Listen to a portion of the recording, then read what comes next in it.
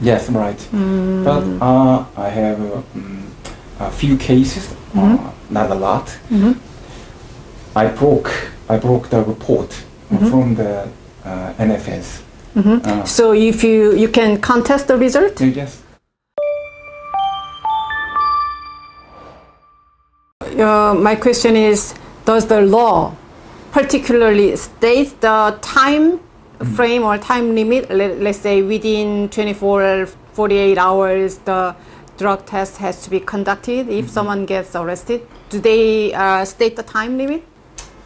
Or is there a room if you have attorney's help, then you can extend, postpone the drug test? That's my question. Yes, we can. But first time, you need to not to arrest. Not to get arrested. Not get arrested. Sure. Yeah. If you arrested, you don't have enough time. You just 48 hours in your case. But you are not in jail. You are not in arrest. You can have enough time with your attorney. I don't know it's enough, but we can calculate the days for non-existing your drug molecule in your body. It's a urine, just 3-5 days. Blood test within 48 hours. And hair, if you have long hair, out of control.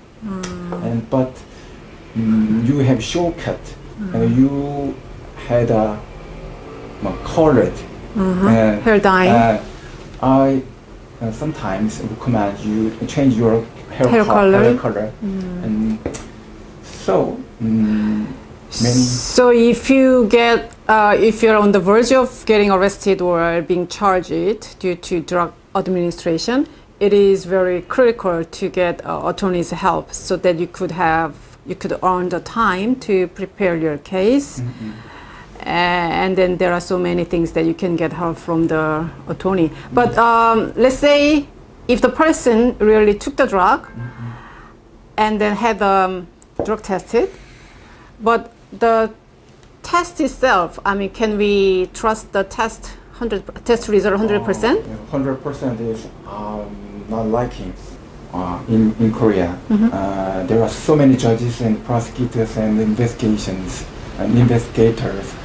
They don't have any doubts from the evidence of NFS. National Forensic Service. Yes, right. I think it is a very dangerous thought. They have belief in their result. Yes, their religion. Religion? Their religion. They believe in the report from the NFS. I think the NFS, there are experienced people. I think there are so many cases in different ways, but they always believe the report. So it is exclusive. Yes, right. But I have a few cases, not a lot. I broke the report from the NFS. So if you can contest the result? Yes. So if the National Forensic Service is the only agency or testing agency that does it, and it is exclusively done, and the judges just have a faith in their skills and method and their result, how do you contest it? Do you have any private institution that does it? Because they don't have any equation about the report, how to research the report. They don't know, so they just believe the report. And I can ask the writer of the report in the NFS. You can question. I can question in courtroom as an expert witness. And what kind of program, what kind of theory do you apply in that report? You know, is that any range of the theory? How can we trust this result? What is the theory of this report and this formula? There are so many hazardous materials in the report, so we can check. And our judge, our Korean judge, they have not always, but the big city judges, they have the reasonable mind. They can hear the reasonable questioning, and so we can make good result from the fraction of the report. So what Jacob is saying that the Korean judges, Korean court relies on most about 100% the test result of National Forensic Service, and that is the only one test agency that does the test. If you don't agree with the test result, it's gonna be a hard road, bumpy road. But you need to have a good, smart lawyer to contest the result, and then he himself contested the result by having the expert witness and then questioning the method or equation or how they conducted the test. And it could be, so for that course, you need a very smart lawyer or a smart team of lawyers. And then he is one of them.